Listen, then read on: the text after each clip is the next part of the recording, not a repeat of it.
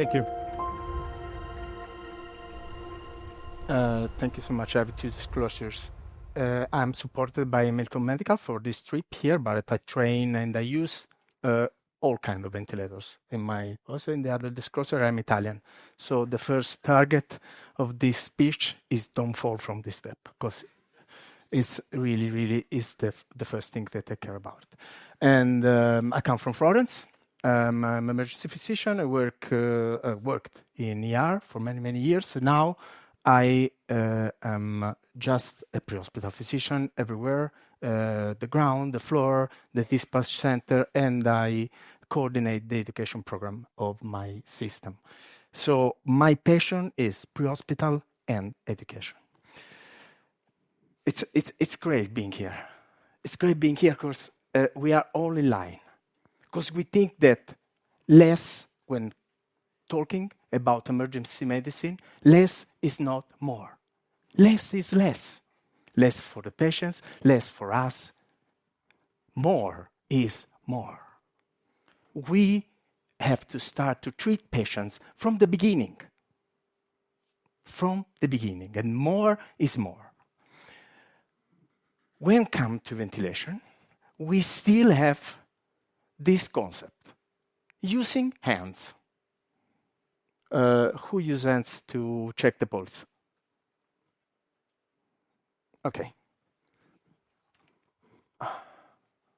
This one is a pulse for me.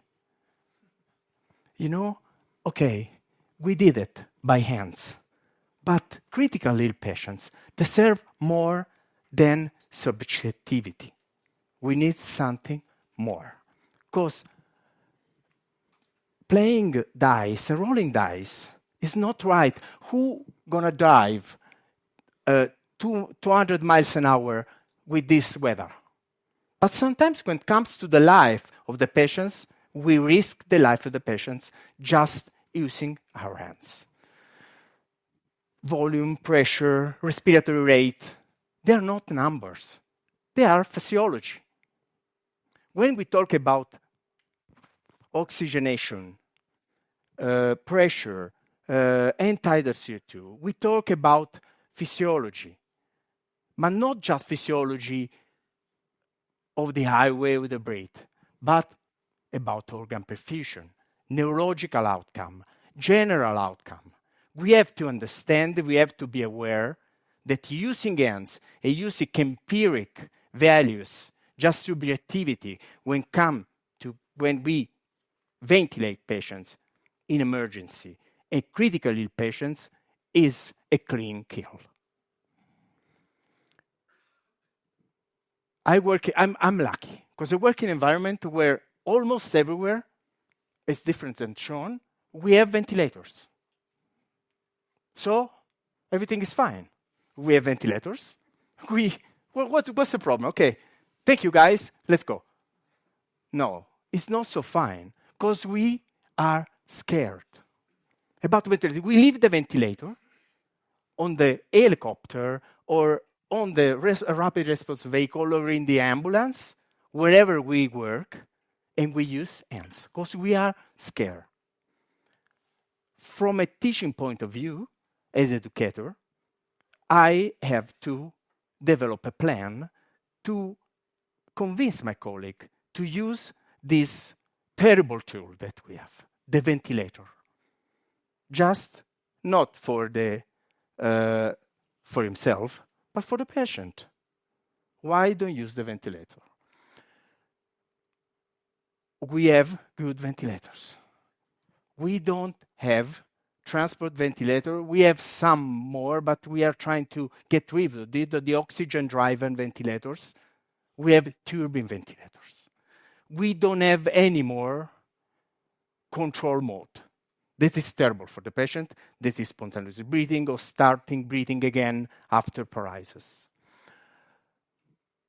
And then we have to think about how to solve the dilemma between pressure and volume. I have an idea that I want to share with you now, and I hope even in the evening in the workshop to talk about this. volume. Volume is so strange, it's easy. Emergency physician use volume, usually, I know. But volume, you put volume in an unknown patient, and you know nothing about these patients. You don't know the resistance, the compliance, you know almost nothing, because you're an emergency. You probably is the first time that you see the patients, and probably even the last time, probably. Using volume is like walking blindly in a foggy day and risking the life of the patients. Because, okay, you say, I monitor peak pressure, because I give volume, and I want to see the effect with the peak pressure. But we know that peak pressure is just the peak of the iceberg, but it's not where we put volume. Where we put volume? We put the volume between plateau pressure and PEEP. And the most important thing that we have to monitor is the driving pressure. It's not easy, because monitoring the driving pressure is making an expiratory hold, measuring the plateau pressure. It's not easy. So the traditional way to teaching ventilation and volume ventilation is not right, for my opinion. But if you want to use volume targeted ventilation, you have to know that the only determinant that is correlate with mortality is driving pressure. And you have to develop a plan, simple plan, to adjust your tidal volume to target a low driving pressure for the safety of the patient. This is one of the many ways to do it, but you have to know that driving pressure and respiratory rate are the main determinant of the mortality during volume target ventilation. I love pressure. Pressure is physiology.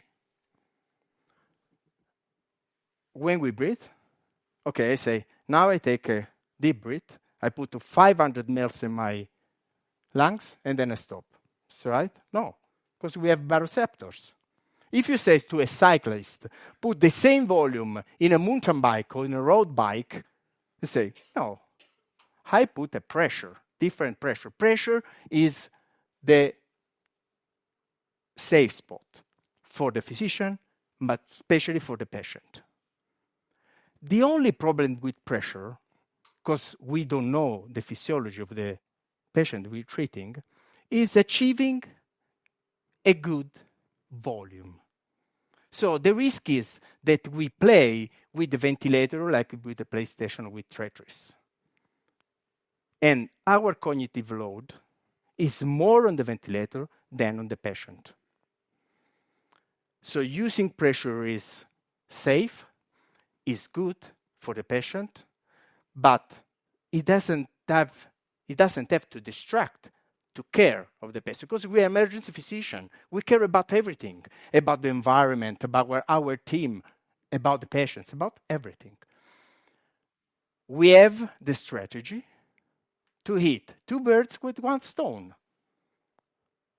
We target pressure, but we want a volume guarantee, because modern ventilator, turbine ventilator, have, and every one of them has this kind of ventilation. This is the holy grail of ventilation in pre-hospital field and in emergency medicine, to avoid all the resistance and all the cognitive load that we have when you use a ventilator, this terrible machine. It becomes our friend. From the beginning, Preoxy trial demonstrated that we have to use ventilator even in pre-oxygenation. I have to use after. So I get ready, I can take care of the patient, of the sealing of the mask from the beginning, and then use a smart way to ventilate pressure. Target the pressure and get a guaranteed volume. Adaptive pressure, and let the machine to adjust the pressure to target the volume that you decide to give to the patient. Let the machine work. Because we need to care of the patient. We need to care about everything about them. We don't need to cure the ventilator. And what we target? We care about one breath. I think we can do better. And can we try to find the good combination between the right respiratory rate, the right tidal volume on the right patient? Because machines help us to do this. And I will show you when we meet this afternoon in the workshop how to do it. Yes, is a ventilation for dummies. That's me. I'm a dummy. I'm a busy physician. I work in the shit most of the time. I want to be a dummy. I want, when I can, that machine works for me. We talked this morning, we told about cardiac arrest a lot. And it was fantastic, the way we put the pads. But what about the ventilation? You have a patient, critical patient, you attach the ventilator, you titrate your pressure, your stuff, cardiac arrest, they touch the ventilator and start begging him like a crazy. Is that correct? We just pump blindly. The minute before, it was the most important patients of the entire world. Now, it's just a mannequin. As we train with the back valve, ba-bam, ba-bam, ba-bam. The only thing that we do, we don't control the volume, we don't control the pressure, we inflate the lungs, we stop the most important thing that we have evidence-based, that is the chest compressions. Stopping, decreasing the venous return. Machine works for us. Last trial on mechanical ventilation really disappointed us. Because when we are still, manual chest compression, they are not superior. Sometimes are better than mechanical chest compression, but I work with poor resources, me and my nurse, me and my flight nurse, my ground nurse, and the rest is the desert. I love this because machine makes the work and decrease the load for the team. But we know that the magic hammer is not so magic sometimes. Those are lungs mechanically ventilated. And we have a lot of experience with that in Florence, in my environment. Some of the damage that you can do. We can use ventilation to improve outcome and to improve the quality in cardiac arrest. At least we can mechanically ventilate a patient, chest compression mechanically delivered, and we have the rest of the team ready to do more important things. I suggest that ventilation has to be synchronized with chest compression, protecting the lungs when we push, and helping increasing the venous return at the pump when we release. We have turbines. They are fast. They have to be synchronized. You need to have in your ideal ventilator a dedicated mode for cardiac arrest. Last but not least, dimensions. Because we humans from medieval decided to develop in height and not in length, especially in places like my region where we don't have space and we have a lot of people living there.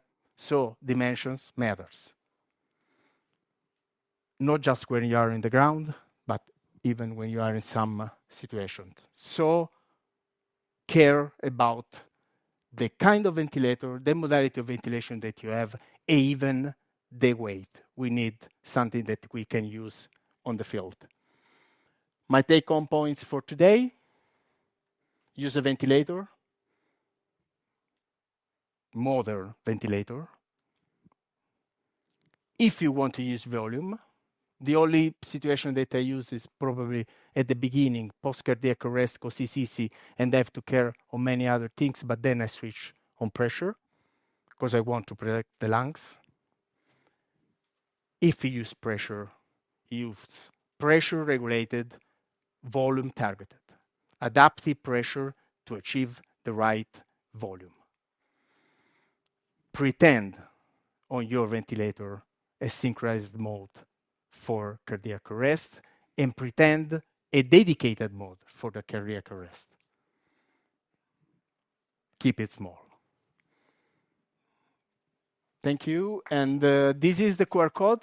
I didn't give you references during the presentation. This is all the literature is in the base of the one I've told you. Thank you.